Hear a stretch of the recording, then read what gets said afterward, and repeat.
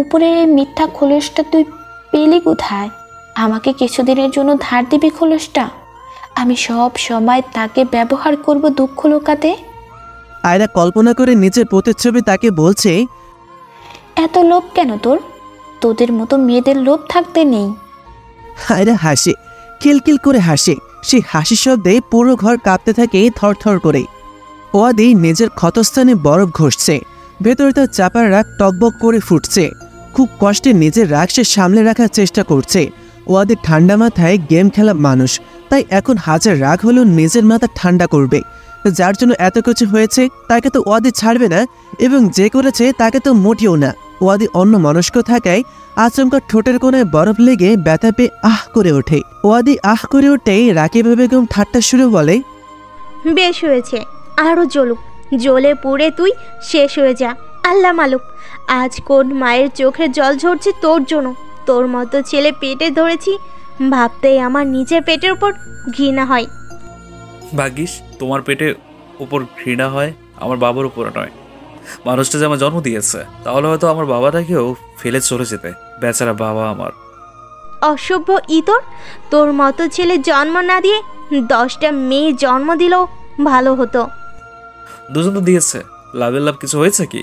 আর শোন, আজ আমি কোনো মায়ের ছেলেকে মারিনি, তবে তোমার ছেলেকে মেরেছে। তবে আফসোস, আমার মা আমার জন্য কাঁদবে না। বেশ হয়েছে, তোকে মেরেছে, আমি খুব খুশি হয়েছি। তোর মতো কুলাঙ্গা ছেলেকে মারলে যে মা কাঁদে সে আসলে মা নামের কলঙ্ক। ভালো হয়েছে মা তুমি কাঁদবে না, তাহলে যে সবাই তোমাকে মা নামের কলঙ্ক বলতো। এলাকায় তোর জন্য কম কথা তো শুনতে হয় না। তুই জীবনে ভালো হবি না। হব, বিয়ে দিয়ে দাও আমায়, তাহলে একদম লক্ষ্মী ছেলে হয়ে যাবো, প্রমিস। লজ্জা করে না বাবার টাকায় খেয়ে বিয়ে করার কথা ভাবতে? আর তোর মতো লোফারের কাছে মেয়ে দিবে কোন বাবা? তেমন বাবা আমি দেখছি না এই পৃথিবীতে। তুমি পৃথিবীর সব জায়গায় গেছো মা, যে বলছো পৃথিবীতে নেই? তোকে বিয়ে করার মতো মেয়ে এই দুনিয়াতে নেই, অন্য কোথাও থাকলেও থাকতে পারে। আমি কি ভিন্ন গ্রহের প্রাণী নাকি, যে আমার বউ ভিন্ন গ্রহে লুকিয়ে আছে? তোর সাথে কথা বলাই বৃথা। বলো কেন? জানি না। রাকিবা বেগম বকবক করতে করতে চলে যায়। আর ওইদিকে ওয়াদি মায়ের চলে যাওয়ার পথে তাকিয়ে থাকে। কে যে বলেছিল তোমাদের আমার নাম ওয়াদি রাখতে, আল্লাহই ভালো জানেন। নামের উল্টো পথে চলা এই ওয়াদির জীবনেও আর ভালো হচ্ছে না। যদি ভেবে থাকো ভালো হবে, তাহলে সে ঘুরে বালি। রায়হান আনমনে নিজের বারান্দায় বসে আছে। তার ভাবি তাকে খেতে ডেকে গেছে সেই কখন। সেদিকে রায়হানের কোনো খেয়ালই নেই। আচমকা পাশের বারান্দা থেকে কেউ খুশখুশ করে কাশির শব্দ তুলতেই রায়হানের হুঁশ ফেরে। রায়হান কিঞ্চিত ঠোঁট জোড়া প্রসারিত করেই নিজের খারাপ লাগাটা দূরে সরিয়ে বলে, স্কুল ছুটি হয়েছে কখন? রায়হানের কথায় মেয়েটা খিলখিল করে হেসে ওঠে। মেয়েটার হাসির শব্দে রায়হান মুগ্ধ এবং সাথে লজ্জাও পায়। রায়হান বুঝতে পারে মেয়েটার হাসির কারণ রায়হানের বোকা প্রশ্নে। তবুও মেয়েটা বলে, রোজ যে সময় ছুটি হয় আজও সেই সময় ছুটি হয়েছে। অবশ্য আজ বিশেষ কোনো দিন আছে বলে আমার মনেও পড়ছে না। আপনারা পড়ছে যার তরুণে আজ স্কুল আনা দিনের তুলনায় আগে ছুটি হওয়ার কথা।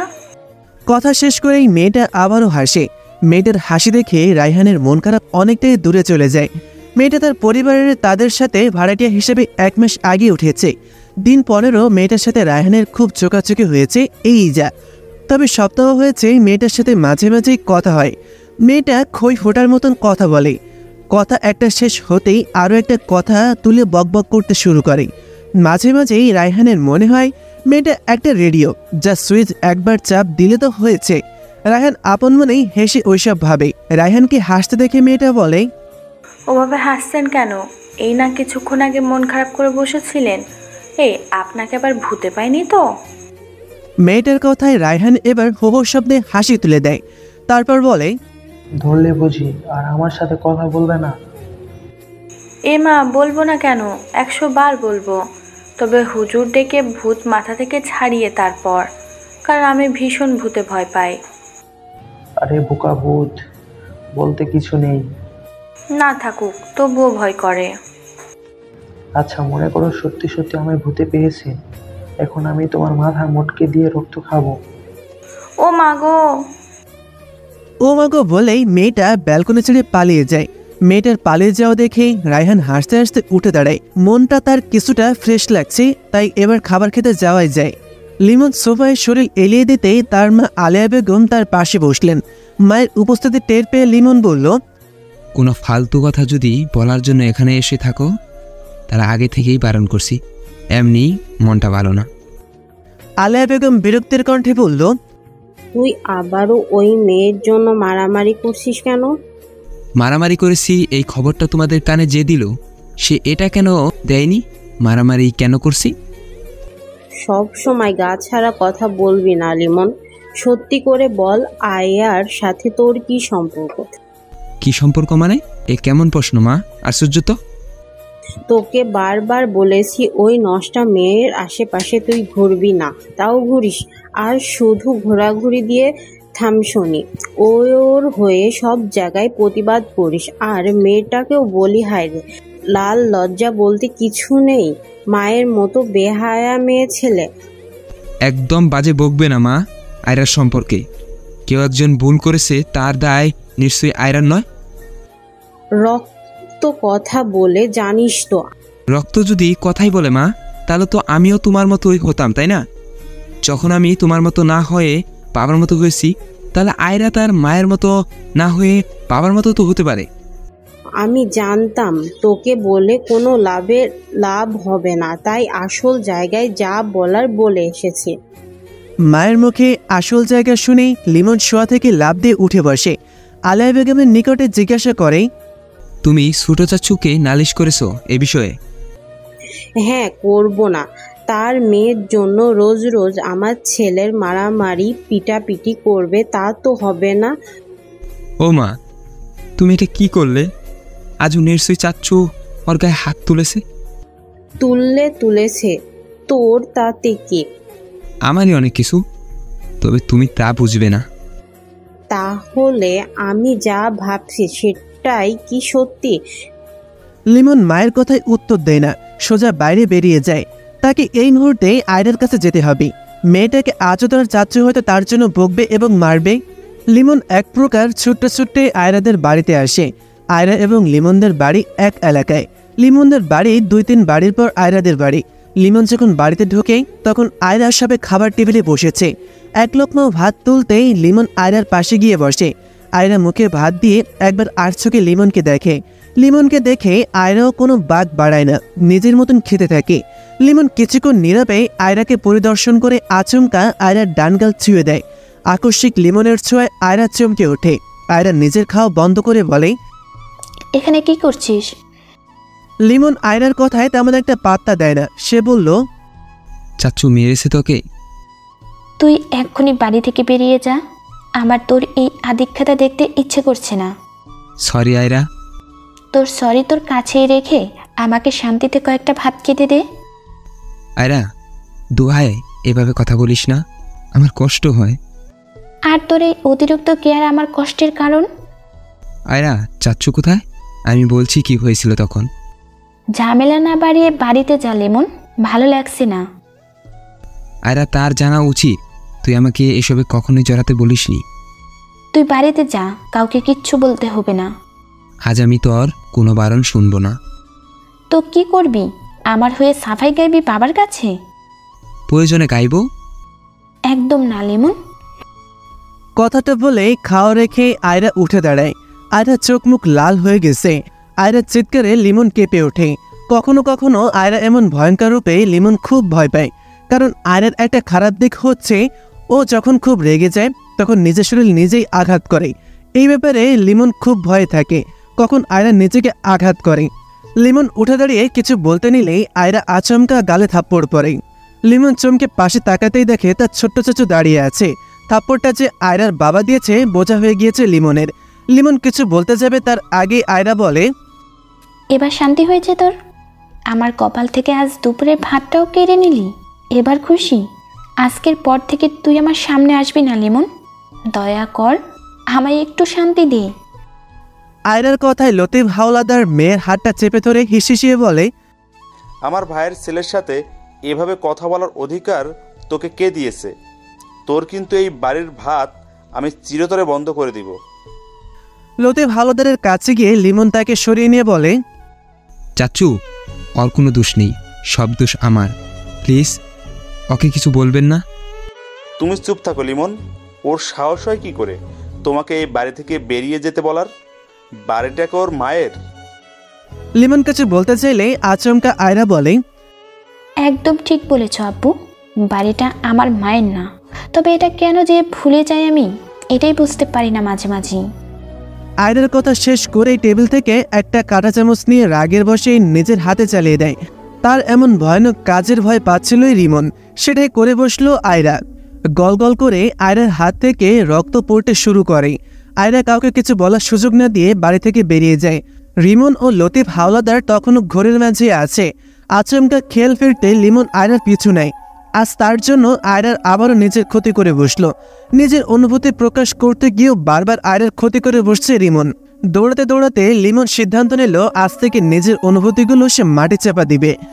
লিমন চায় না আয়রার নিজের ক্ষতি সে নিজেই করুক, তার জন্য তো অন্তত নয়। গোধূলির আকাশে পাখি উঠছে, উঠছে রং বেরঙের ঘুড়ি। পলকহীন চোখে তাকিয়েছে আয়রা। হাত থেকে রক্ত ছড়তে ছড়তে আপনা আপনি তা বন্ধ হয়ে গেছে অনেকক্ষণ আগে। বুকের ভেতরে চাপা কষ্ট আয়রা ভাবেই তার মায়ের ওপরে মাঝে মাঝে অভিযোগ তুলতে ইচ্ছা হয় জিজ্ঞাসা করতে, কেন আমাকে সবার কাছে এমন একজন অপরাধী মেয়ে বানিয়ে গেছো? তবে চাইলেও সে বলতে পারে না, কারণ তার মা বেঁচে নেই। একজন মৃত মানুষের ওপর ভালোবাসা না থাকুক, অন্তত অভিযোগ থাকতে নেই। মাঝে মাঝে আয়রা ভাবে কিছু মানুষের অতিরিক্ত ভালোই তাদের কাল হয়ে দাঁড়ায়। তার মাও নিজের একটু ভালো খুঁজতে গিয়ে জীবন থেকে সব খারাপ করেছে নিজের সাথে। সেই 10 বছর বয়স থেকে আয়রা তার মায়ের জন্য কথা শুনতে হয়। আয়রা ভাবে জীবনটা হাজার রঙের রংধনুর মতন রং না হলেও পারত, তবে জীবনটা যে এক রঙের মধ্যে সীমাবদ্ধ হয়ে গিয়েছে। আয়রা ভাবনা শেষ হওয়ার পূর্বে একজন মেয়ে তার পাশে বসে।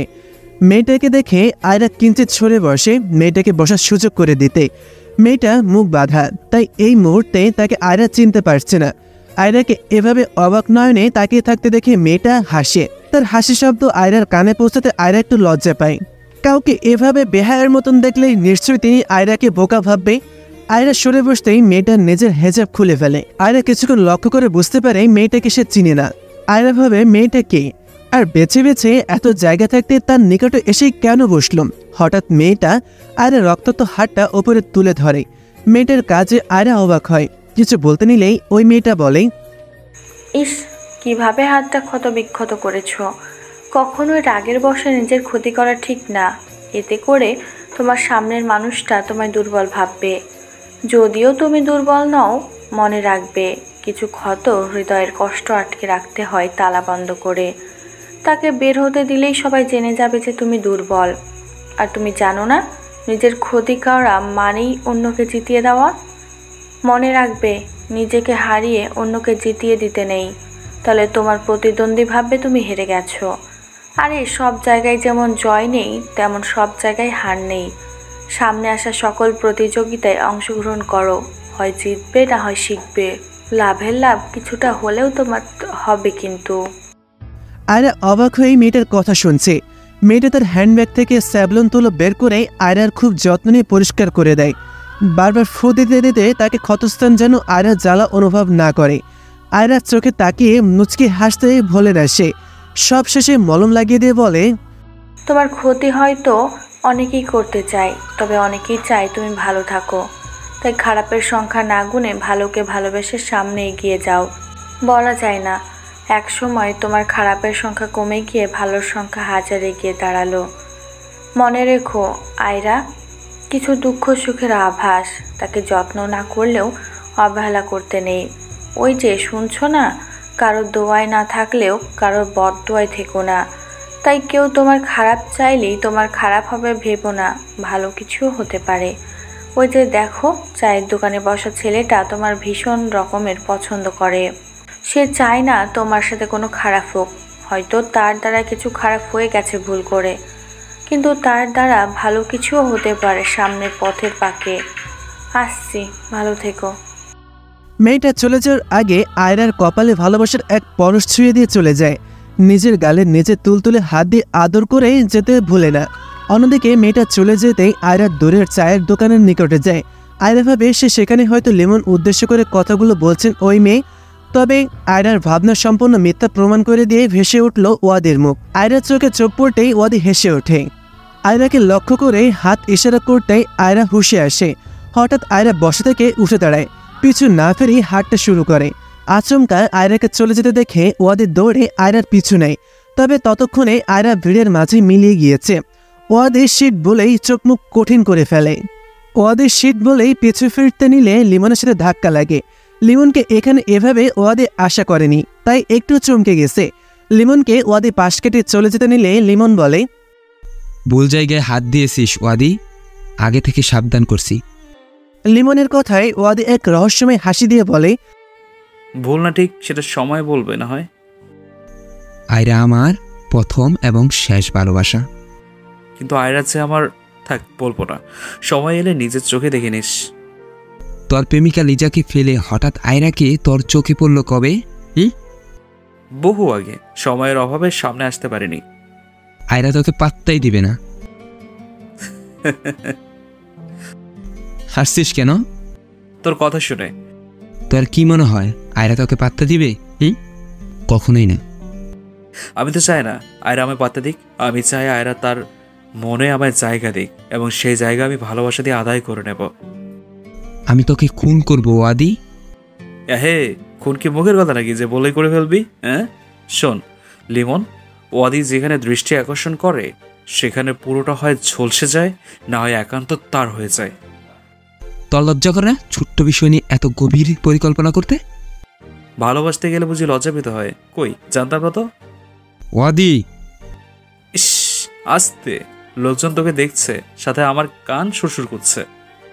ওয়াদি কানে আঙুল ঢুকে একটু চুলকানোর ভাব করে আপন মনে হাঁটতে হাঁটতে গায়, ওহে কি করিলে বলো, পাইব তোমারে, রাখিব আখিতে আখিতে, ওহে এত প্রেম আমি কোথাও পাবো না। ভর সন্ধ্যাবেলায় কলিং বেলের শব্দে অতিষ্ঠ হয়ে দরজা খুলে রায়হান। দরজা খুলে সব খাওয়ার মতন তাকিয়ে থাকে রায়হান, কারণ দরজা যে মানুষটা হাত পা বেঁধেও নিলেও আসা যেত না, সে কিনা আজ নিজে থেকে হাজির। রায়হান সেই মানুষটাকে দেখে হাসবে না কাঁদবে বুঝতে পারছে না। অন্যদিকে রায়হানকে এভাবে তাকিয়ে থাকতে দেখে ওয়াদি বলে, দরজার সামনে থেকে কি চলে যাবে নাকি? ওয়াদের কথায় রায়হান হাসতে হাসতে বলে, না, একদম না। একবার যখন নিজের ইচ্ছায় এসেছিল তাহলে তো আর তোকে ছাড়ছি না। রায়হান ওয়াদের হাত ধরে নিজের ঘরে চলে যায়। যাওয়ার আগে তার ভাবিকে বলে একটু চা নাস্তা দেওয়ার ব্যবস্থা করতে। ঘরে আসতেই ওয়াদের বিছানায় গিয়ে টুক করে শুয়ে পড়ে। রায়হান পাশে বসে বলে, তা এমন হুট করে আমাদের বাড়িতে এলে কেন? বিশেষ কারণ আছে নাকি? রায়হানের কথায় ওয়াদি উঠে বসে আসন গেড়ে বসে একটা বালিশে ভর দিয়ে বলে, কোনো কারণ ছাড়া বুঝে আসতে নেই বন্ধুর বাড়িতে? এটা কখন বললাম? আমি তো বলতে চাইছিলাম নিমন্ত্রণ দিলেও তো কখনো আসিস না, হঠাৎ কি মনে করে? তোর গার্লফ্রেন্ডকে দেখতে এলাম। গার্লফ্রেন্ডের কথাটা শুনেই রায়হান শুকনো বিষম খায়। রায়হানকে বিষম খেতে দেখে পাশের টি টেবিল থেকে পানির বোতলটা এগিয়ে দিয়ে ওয়াদি বলে, এমনভাবে বিষম খেলে মনে হলো আমি তোকে বলেছি তোর বউ দেখতে এসেছি। আশ্চর্য ব্যাপার সেবার। রায়হান বোতল থেকে কয়েক ঢোক পানি পান করে বলে, ভাই, তুমি আমার গার্লফ্রেন্ড পেলে কোথায়? আর এই কথা আমার ঘরে এসে বলেছিস কেন? ভাবি শুনলে নির্ঘাত আবার আর মায়ের কানে তুলবে, তারপরে আমার জীবন একদম শেষ। আরে সেসবে বলছিস কেন? বল, শুরু হবে। শুধু যদি করার ইচ্ছে হয় তুই কর ভাই, এই মুহূর্তে আমি এসব নিয়ে ভাবছি না। আমি তো শুরু করছি সেটাই তোকে বলতে এলাম। মানে আমি প্রেমে পড়েছি রেহান। ওয়াদের কথায় রায়হান দ্বিতীয়বারের মতন বিষম খায়। পানি পান করতে করতে বলে, ভাই, একসাথে এত সফট দিস না, নির্ঘাত হার্ট অ্যাটাক করে মরে যাব। দুর্বল, মিথ্যে কেন বলবো? তাহলে বলতো দেখি মেয়েকে। সেটা সিক্রেট, এখন বলা যাবে না। ওই তো বুঝছি, সব কিছুই তোমার প্ল্যান, আমাকে গোল খাওয়ানোর। জীবনে খেয়েছিস কখনো ঘোল? হ্যাঁ, মনে তো হয় না। ঘোল খেতে স্বাদ কেমন সেটাও তো মনে হয় জানিস না। তুই দয়া করে আমাকে তাই বলে গোল খাওয়ানোর ব্যবস্থা করে এসেছিস নাকি? না, আমি তো তাদের ছাদে যাবো একটু। ছাদে, তাও আবার এত রাতে? রাত কোথায় পেলি? সবে তো কলির সন্তান নেমেছে পৃথিবীতে। তোর মতলব কি বলতো? তোদের ছাদ দেখাবি কিনা সেটা বল। আচ্ছা চলো। দুই বন্ধু মিলে ছাদে চলে যায়। ছাদে যেতেই তাদের কানে ভেসে এসে মিষ্টি কণ্ঠের একটা সুর। কেউ গুনগুন করে গান গাইছে। আমি কেমন পাখি, বুকেতে কষ্ট রাখি, মুখেতে দেখাই হাসি, যেন আমি সুখ নিবাসী। আমি কেমন পাখি।